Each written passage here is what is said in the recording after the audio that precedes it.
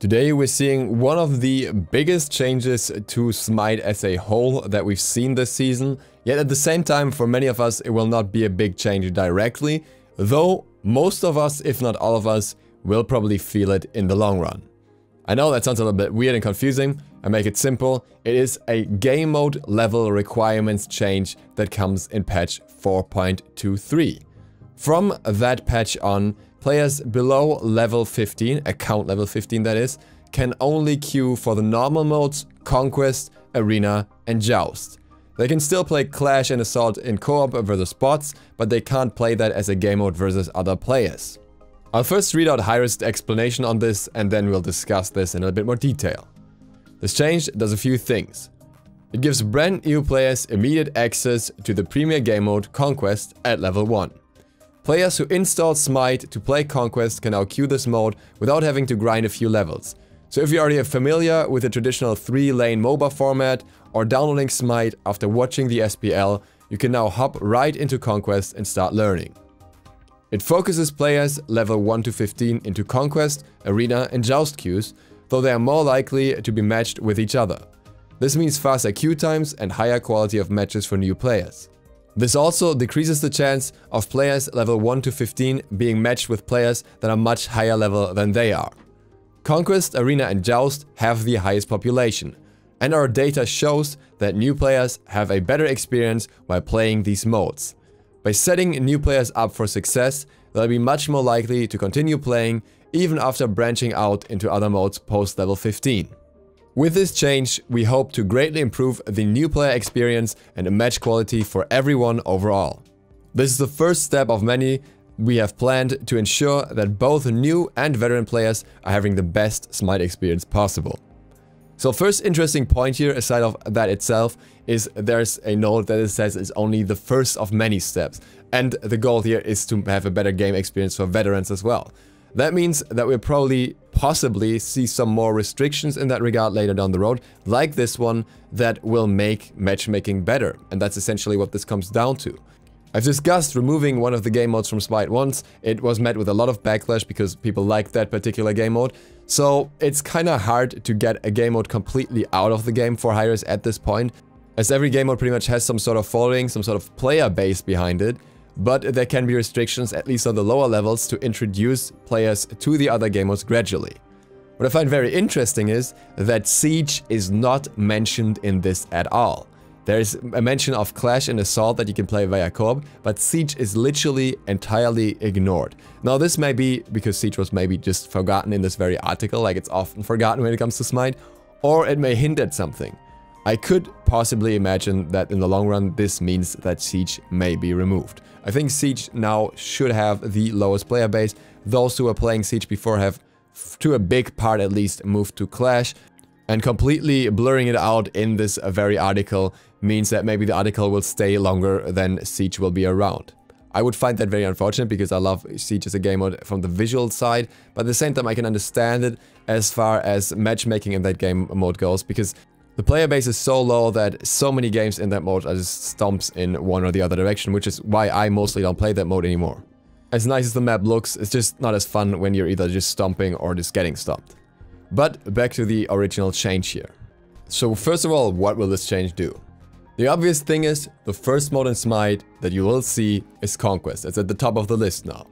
In combination with this, people are very likely to queue the first mode they see at the top of the list, and that will be Conquest. So a lot of new players that just jump into the game without knowing anything will see Conquest basically after the tutorial modes. That's a small fraction of the player base, but that's already very good. You obviously have, as mentioned, the SPL players, which are also probably just a small fraction. There will be a few people watching SPL, especially around Worlds, and they will try out Smite afterwards. The first game they will see is Conquest, but that's more around the time of big events and not so much during the year when there's not as much hype around Smite.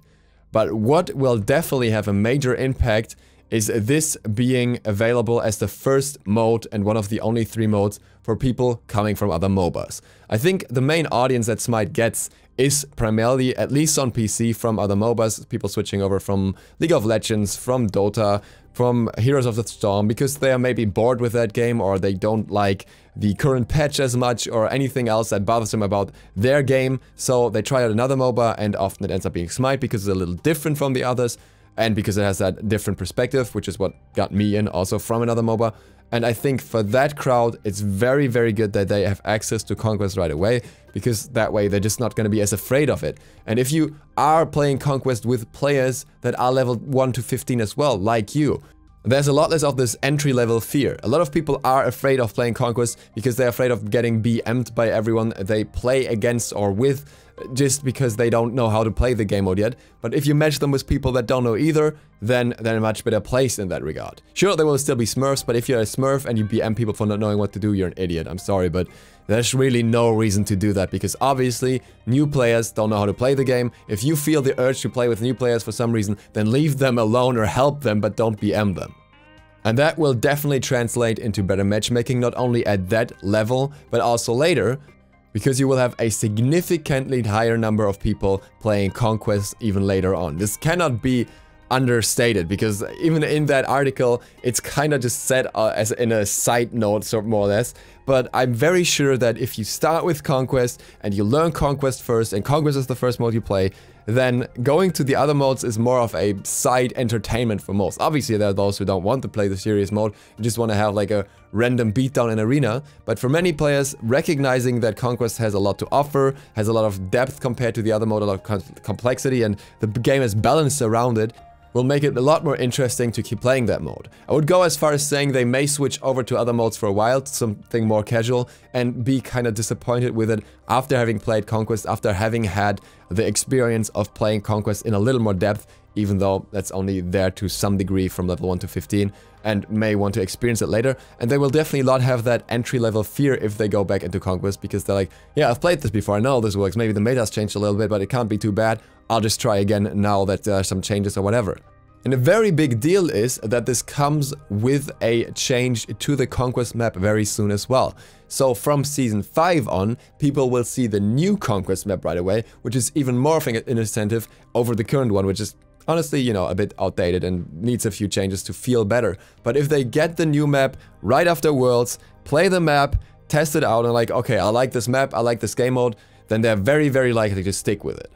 Sure, you will have those who queue Arena and Joust, but even that, you know, has to have its audience. There are people who like I said, the Arena beatdown, and there are those who like Joust because they play with friends quite often. There's often people who play in groups of 3 that enjoy Joust the most, and they also translate into the Joust ranked player base, which is at the moment relatively low.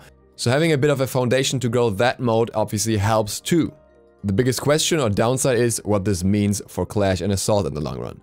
I am honestly not too concerned because I don't mind a game mode being removed from the game, as I mentioned before. But for those who play those modes primarily, it may be a bit concerning that they will see people trying it out much, much later. They will have a look at it level 15 and maybe not return to it very often, which could drag down the player base for those modes exactly. And if they're already the ones that have a lower player base, that's gonna affect them negatively even more.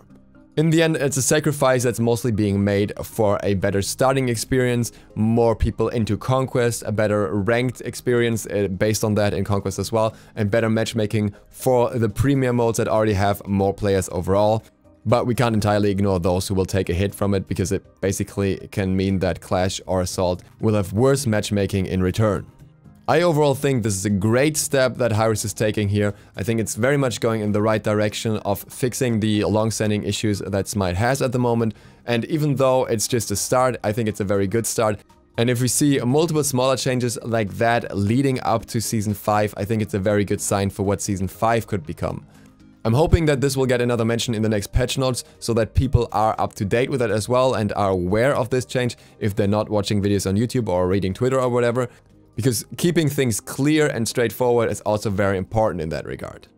It certainly raises my hopes for Season 5. If we see bigger scale changes like that for Season 5, I'm very much looking forward to it. With that, thank you guys for watching. I hope this was interesting and informative. If you're not subscribed yet, feel free to click the sub button and maybe the bell. It really helps me out, and it gives you the chance to win codes down in the description sometimes. Not making that anymore every video because I'm running a bit low on codes, but it will be there every second, third video or so. See you for the next one tomorrow. DukeSloth out.